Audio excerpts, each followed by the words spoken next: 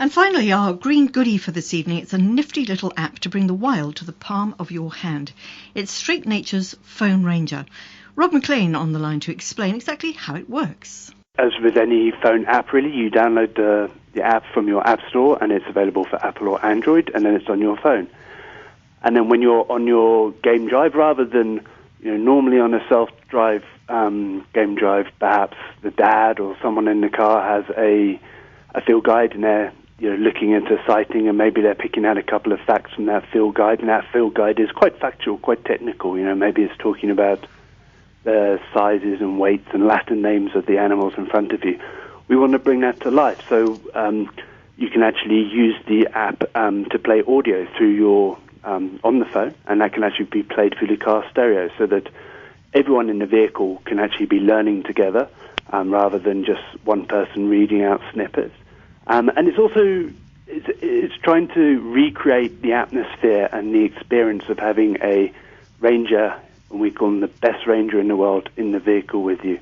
So they're kind of telling stories, and the idea is they're deciphering actually what might be going on in front of you. So if you're looking at a sighting of perhaps lions on a kill, they will be explaining the hierarchy of the lions and what's likely to be happening in front of you. So it's all about trying to recreate the atmosphere and the sense of having a ranger in the car with you, rather than just quite a dry experience of reading a book. Yeah, absolutely. So I suppose it's got two applications really. You can either take it on safari with you, and you can use it for identification purposes, or sort of, upstage the lilac-breasted rollerbird with your own tweets or whatever. Or you can take it, say you're sort of driving through a very dry patch, maybe you're in the middle of the Karoo and there's not a whole lot to see, you could be listening. So it's a two-way thing, is it?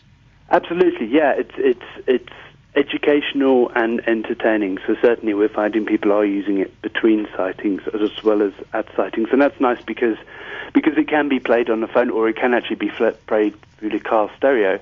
Then everyone can be engaging in it and learning at the same speed and at the same time. So it's especially good for families to enjoy. As you said, there are many quiet periods when you're on a game drive. Yeah. So I'm driving along in the Kruger Park, and suddenly in the bush I see two great big tusks coming out at me, and it's an elephant, and it's flapping his ears, and I'm thinking, what would I find on the app, and what's it going to tell me?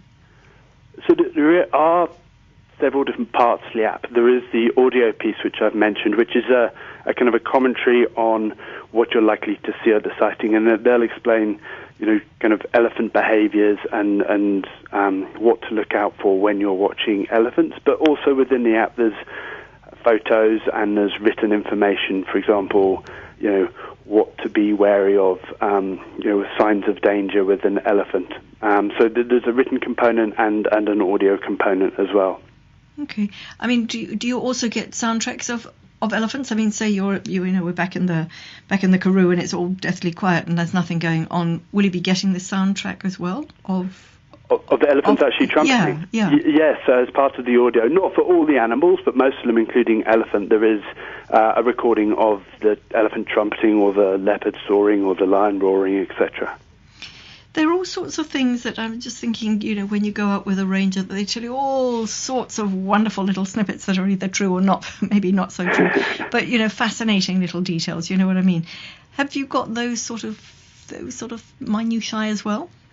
Exactly, and that actually was the inspiration. The inspiration was, the fireside chat at the Boma after a drive, where the ranger actually tells you his anecdotes and his stories about when he was chased by this, or as you said, true or not true. But that's the difference between being on a guided drive and just doing a self-drive. So we really, in terms of the audio, we tried to really bring that in, the stories, the anecdotes, as if it was a relaxed ranger talking to you. And also, within the design of the app, so it's designed as if you were in a Land Rover, in a Landy. So you turn the steering wheel to rotate through the photos, and you press play on the Landy's old stereo to actually play the audio. So we're trying to the extent that you can, in ultimately an electronic device, trying to recreate the sense of as you said, storytelling and the minutiae that you do get. Yeah, so it's a sort of virtual safari. I suppose you could be driving in the middle of a hill brow and be having this wonderful safari experience. It's quite exciting. In terms of educational material, we're very concerned that a lot of our animals are threatened, poached, or do I need to tell you, all those sort of things. Is there is there that aspect as well? Yeah, definitely. I mean, there's lots of conservation information in the app. So the status, the environmental status of the animals, the distribution, and the threats to them. But lots of books and apps have that. Where I think it is a bit different is we just try and make it a lot more approachable to families, to people who are perhaps new to the bush or don't have that knowledge, because it's fun to play with the app in its own right, and also the audio makes it all a lot more accessible. We're demoing the app at a book fair recently, and the big crowd of kids came around just to actually play with the steering wheel within the app of the design, and play with the audio. So especially for people who are new and perhaps those who are a bit younger, it definitely has an educational and therefore a kind of a education around conservation angle. I'm just thinking of those little kids, and everybody sort of really, they're up there for the big five, the things that roar and the great big things. Yeah. How many species can you accommodate? I mean, in any of our parks there are lots, and there's the little five as well as the big five. Do you go right down to the itty-bitty things that are also interesting? They are very interesting, but actually we decided to keep the list a bit smaller and do it better, because otherwise the app becomes very big. Yeah.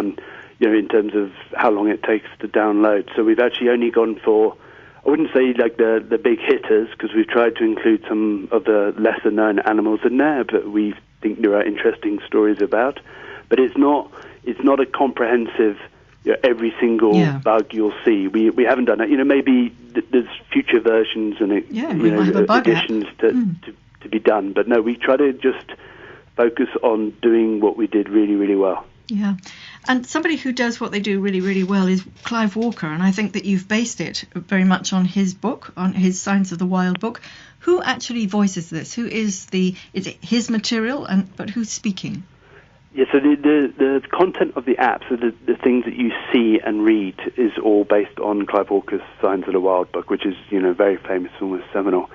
The audio is voiced over by Patrick Lister, who works with Eco Studios, and Patrick was himself a game ranger for a long time, worked in Mala Mala and Classerie, and he does voiceovers for a lot of wildlife documentaries. So he was our kind of first choice in terms of actually putting a voice to the content. Rob McLean, well, if you'd like to find out a little bit more about that handy app, it's www.phonerangerapp.com, phonerangerapp.com. Well, that's it for the Enviro show tonight. Hope you enjoyed it. Thanks very much to the team.